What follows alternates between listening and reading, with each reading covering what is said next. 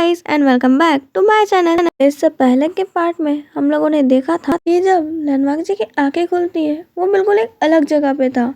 ना वहाँ पे वो किसी को जानता था, ना ये जगह पहचानता था। लैंडमार्क जी पहले उस रूम को अच्छे से देखता है कि वो सारी चीजों को गौर से देखता है और उसे देख के बस इतना मालूम चल रहा था कि ये सारी चीजें बहुत ज्यादा एंटीक है, क्योंकि ऐसी चीजें आज के टाइम में मिलती नहीं है जो उस पूरे रूम को डेकोरेट करने में लगी हुई है। लैंडमार्क जी अब उठता है और बाहर जाके उस रूम के डोर को खोलता है और जैसे ही बाहर का नज़ारा देखता है वो पूरा शॉक्ड हो जाता है। ये ऐसा व्यू उसने आज तक नहीं देखा था। वो है कहाँ पे? लैंडमार्क जी अब वहाँ पे किसी को आवाज़ लगाने लगता है कि यहाँ पे कोई है, क्या मुझे बता सकते हैं कि मैं कहाँ पे हूँ। और लैंडमार्क जी उस रूम के अंदर वापस जाता है और जब वहाँ के मिरर को देखता है तो वो देख के शॉक्ड था कि ये कैसा मिरर है जिसमें एक रिफ्लेक्शन भी ढंग से क्लियर नहीं है और ये मैंने क्या पहन रखा है। लैंडमार्क जी अपने कपड़े देख के शॉक था, ये कौन से टाइप के कपड़े हैं और ये मुझे फ्रॉक टाइप क्यों लग रहा है। आजकल के ज़माने में लड़कियों की फ्रॉक तो लड़कियां भी नहीं पहनती और ये मैंने क्यों पहना है। लैंडमार्क जी की आवाज़ सुन के उस रूम में 3 लोग आ जाते हैं। वो तीनों के तीनों बहुत ज़्यादा ओल्ड थे और 3 हीलर्स थे। वो लोग एक दूसरे को सीनियर सीनियर कह रहे थे और जो उनमें सबसे सीनियर थे वो अपनी दाढ़ी पे हाथ फहराते हुए कहते हैं कि ऐसा लगता है कि उनका अंदाजा बिल्कुल सही था।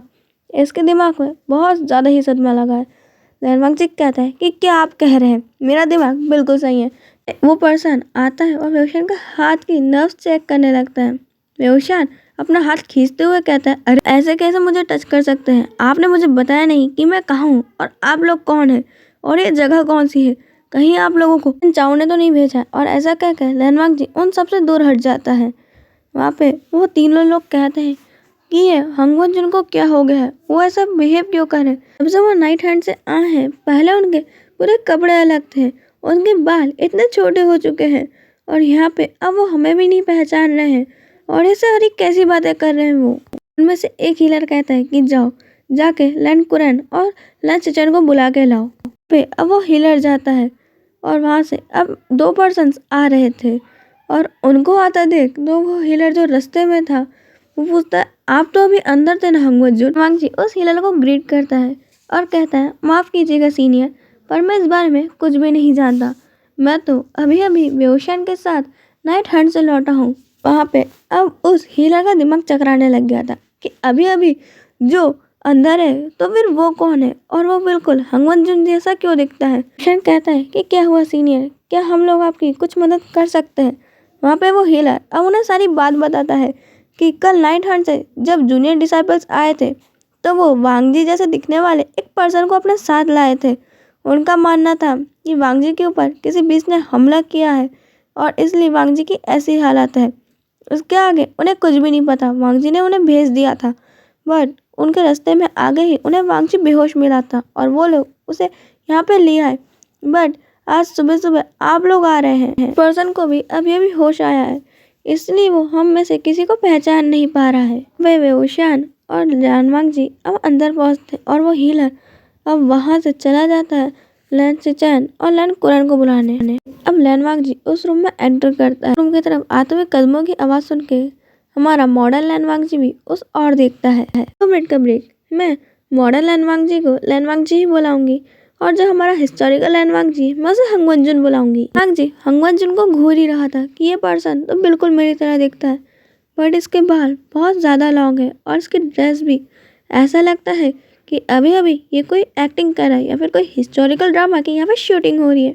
बट जैसे ही हंगवत जुन के पीछे से वेवशान निकलता है हिस्टोरिकल ड्रेस में, लैंडमार्क जी सिर्फ वेवशान को देखता है और वेवशान जैसे ही अपनी नज़रें उठा के लैंडमार्क जी को देखता है, लैंडमार्क जी उस सीट पे से उठता है, अपने हकते हुए जाके वेवशान को हक कर लेता है। और जब अभी हमारा लैंडमार्क जी इन हीलर्स में गुस्सा कर रहा था अब वो रोने लगता है और बहुत तेज़ रोते हुए वेवशान को कहता है कि वही मैंने तुम्हें बहुत मिस किया, मुझे लगा था कि उस खाई पे से गिरने के बाद तुम मर गए, तुम्हें मालूम है कि मैं कितना ज़्यादा डर गया था। मैं कुछ भी नहीं चाहता हूँ, मेरी सारी प्रॉपर्टी उस बेंचाओ के नाम कर दूंगा, उसके बाद हम लोग कहीं दूर चले जाएंगे ताकि वो हमारी ज़िंदगी में कभी ना है। मैं अंकल को तो खो चुका हूँ पर मैं तुम्हें नहीं खोना चाहता। और ऐसा कह के बेहोशान को लैंडमार्क जी उसकी लिप पे किस कर लेता है और फिर उसे हक करके और भी तेज तेज रोने लगता है। बेहोशान तो यहाँ पे शौक था कि ये क्या हो रहा है। यहाँ पे हमारा हंगमंजुन तो बहुत ज़्यादा गुस्से में था। ओमेगा की हिम्मत कैसे हुई मेरे वोइंग को किस करने की, वो भी लिप पे।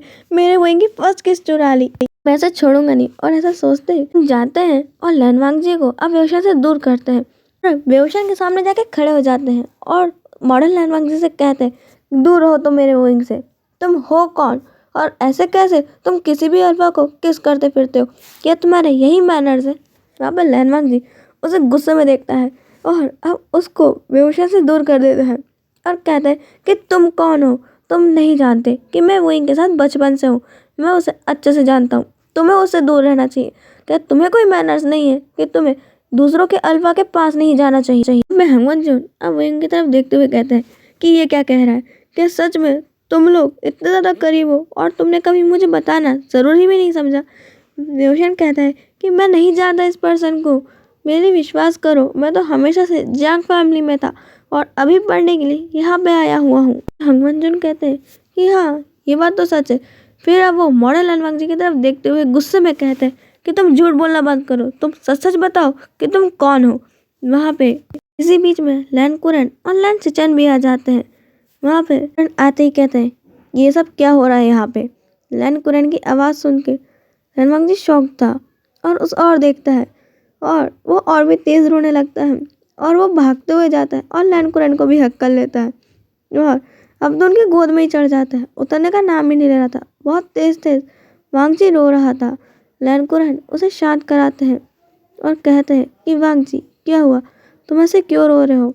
वहाँ पे हंगमंजुन कहता है अंकल वांग जी मैं हूँ, वो बहरूपिया है, पता नहीं कौन है, आते से ही पहले उसने बेहोशान को हक कर लिया और उस बेहोशान की फर्स्ट किस भी चुरा ली। पर यहाँ पे लैंड कुरन तो वांग जी को शांत करते हैं। अब वांग जी उनकी गोद से उतरता है और अंकल को चेक करने लगता है और कहता है अंकल आप ठीक तो है ना, आपको कहीं लगी तो नहीं है, क्या आपको दर्द हो रहा है। आपको मालूम है जब आपको गोली लग गई थी तब मैं कितना ज़्यादा डर गया था। मैं फादर और मदर को तो खो चुका हूँ पर मैं आपको नहीं खोना चाहता। होशियार और मैं और आप हम सब लोग यहाँ से कहीं दूर चले जाएंगे, हम चाइना छोड़ के कहीं और चले जाएंगे, हम ब्रदर के पास जा सकते हैं पर हम लोग अब यहाँ नहीं रहेंगे। मैं वेंचाओ के और सामने नहीं आना चाहता, उसे जो चाहिए हम वो दे देंगे। वहाँ पे लैंड कुरन वांग जी को शांत कराते हैं, कहते हैं पहले तुम शांत हो जाओ। वहाँ पे वांग जी अब थोड़ी देर बाद शांत होता है और लैंड कुरन अब उससे पूछते हैं कि तुम्हारा नाम क्या है। लैंड जी कहता है कि मेरा नाम लैंड जी है। अंकल आप मुझसे क्यों पूछ रहे हैं। लैंड कुरन कहते हैं और बताओ कि ये कौन सा साल है। वहाँ पे लैंड जी कहता है ये 2024 है। वहाँ पे ये बात सुन के सब लोग शॉक थे। वहाँ पे अब लैंड पूछते हैं कि वांग जी अब तुम पूरे शांत हो जाओ और हमें शुरू से बताओ कि तुम्हारे साथ क्या हुआ है ताकि हम पता कर सके कि तुम अभी यहाँ पे क्यों हो। लैंड जी अब लैंड की तरफ देखते हुए कहता है कि ब्रदर आपके कहने का क्या मतलब है, क्या मुझे यहाँ नहीं होना चाहिए था, क्या आप अंकल की डेथ का जिम्मेदार मुझे मानते हैं, क्या आप मुझे देखना नहीं चाहते। और ऐसा कह के अब वांग जी फिर से रोने लग जाता है। वहाँ पे लैंड कुरन उसे शांत कराते हैं और बेहोशान भी जाके लैंड जी को शांत कराता है। लैंड जी अवेशन को हक करके रो रहा था और कहता है कि वोइंग देखो ना, यहाँ पे मुझे कोई भी नहीं चाहता, सब लोग मुझे अंकल की मौत का जिम्मेदार मानते। तुम तो जानते हो ना कि मैं कितना ज़्यादा डर गया था, मैं सच में अंकल को बचाना चाहता था। जब हम दोनों खाई से गिर गए थे और तुम्हें गोलियां लगी थी, हमारा कितना ज़्यादा ब्लड लॉस हो रहा था, पर उसके बाद हम लोग यहाँ पे थे। बताओ ना इन्हें कि क्या हुआ था, ये लोग मेरी बात को मान ही नहीं रहे। वहाँ पे बेहोशान अब लैंड जी को शांत करता है और कहता है कि वांग जी शांत हो जाओ, मुझे तुम शुरू से बताओ कि क्या हुआ है। वहाँ पे लैंड जी उसकी तरफ देखता है और हमें सर हिलाता है और अब अपनी आंसू पोंछता है और अब बताना चालू करता है। बेहोशान और मैं एक दिन पार्टी करने के लिए गए हुए थे। वैसे तो मुझे पार्टी पसंद नहीं है बट बेहोशान के साथ मैं पहली बार उस पार्टी में गया था। हम लोग क्लब में थे। वहाँ पे एक पर्सन बेहोशान से बात कर रहा था और उसने उसे एक चैटिंग ऐप के बारे में बताया था जिसमें हम स्ट्रेंजर से बातें कर सकते हैं। बेहोशान को वैसे एप्लीकेशंस में कोई इंटरेस्ट नहीं था बट मैंने सोचा कि क्यों ना मैं एक बार ट्राई करके देखूं। और फिर मैं उस ऐप पे गया था। मैंने उसमें यूं ही वेन चाओ की आईडी को सेलेक्ट कर लिया था। मैं उससे कुछ टाइम तक बातें कर रहा था। हम लोग बातें करने में बहुत ज़्यादा खुश थे। वो मेरी सारी बातें सुनता था और हमेशा मेरे को हंसाता था। शायद मैं जैसा पर्सन चाहता था वो बिल्कुल वैसा था। वो मेरे को समझा करता था। उसकी प्यार भरी बातें जिनके कारण मेरे फेस पे ब्लश आ जाता था। उसके बाद उसने एक दिन कहा कि हम लोग मिलते हैं। मैं भी खुश हो गया कि मैं पहली बार उस पर्सन से मिलूंगा जिसको मैं इतने टाइम से बातें कर रहा हूँ और मन ही मन में उसके लिए मेरे पास फीलिंग्स है। मैं उससे मिला। वो दिन मेरी ज़िंदगी का सबसे खूबसूरत दिन था। ऐसा लग रहा था कि मैंने मेरे ट्रू लव को देख लिया है। मैं और वेन चाओ ऐसे ही कई बार मिलने लग गए। वेओशान ने मुझे मना किया था कि मैं उस पर्सन से ना मिलूं। उसे वेन चाओ अच्छा नहीं लगता है क्योंकि उसको देख के उसके इरादों का पता चलता है कि वो बिल्कुल भी अच्छे नहीं है। पर मैंने वो इनकी नहीं सुनी और मैं उससे मिलना कंटिन्यू रखा। कुछ टाइम बाद हम लोग रिलेशनशिप में आ गए, लॉन्ग डिस्टेंस, क्योंकि वो पहले बाहर रहा करता था। पर हम लोगों की बातें अब और भी ज़्यादा होने लग गई और उसने मुझसे कई बार मेरी नेक्ड पिक्स मांगी जो मैंने भेजी। वो हम लोग वीडियो कॉल्स में भी बातें करा करते थे। कुछ टाइम बाद वो चाइना वापस लौट आया और फिर से हम लोग ने मिलना और डेटिंग चालू कर दी और पूरे 3 साल बाद हम लोग लीगल रिलेशनशिप में थे। बट मैं नहीं जानता था कि वेन चाओ मुझसे क्या चाहता है। मुझे नहीं मालूम था कि वो मुझे धोखा दे रहा है। और एक दिन और अंकल को इन्वेस्टिगेशन करके ये मालूम चलता है कि वेन चाओ की तो पहले ही शादी हो चुकी है और उसकी एक वाइफ भी है जो भी प्रेग्नेंट है। और वो ये बात अच्छे से जानती है कि उसका हस्बैंड मेरे साथ है। वो तो मुझे उसके मिस्ट्रेस बनाना चाहती है। तो अंकल उसको कहते हैं वो मुझसे शादी कर ले, तब वो हाँ बोल देता है और उसके बाद जाता है। और जब हमारे घर आता है तो वो शर्त रखता है वो मुझसे तभी शादी करेगा जब हमारी पूरी प्रॉपर्टी उसके नाम कर देंगे, वरना वो सारी फोटोज वीडियोस लीक कर देगा जिसमें मैं नेक्ड हूँ और बहुत सी चीज़ें हैं। ऐसी हरकतें देख के अंकल और वही गुस्सा हो गए थे, इसलिए उसे बाहर फेंक दिया। पर इसके कारण उसकी ईगो पे हर्ट हो गया। और उसके बाद जब मैं और वोइंग और अंकल हम लोग कार से कहीं जा रहे थे तो उन लोगों ने हम पे एक सुनसान रास्ते में अटैक किया।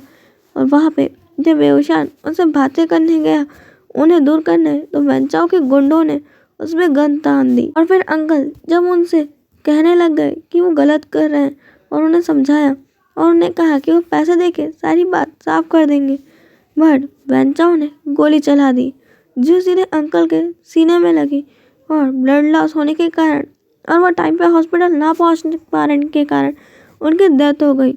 और उन्होंने बहुत सारी गन फायरिंग करी जिसमें वेओशान बहुत बुरी तरीके से इंजर्ड था। बट तब भी उसने कार को ड्राइव करते हुए एक जंगल के रास्ते में लाया।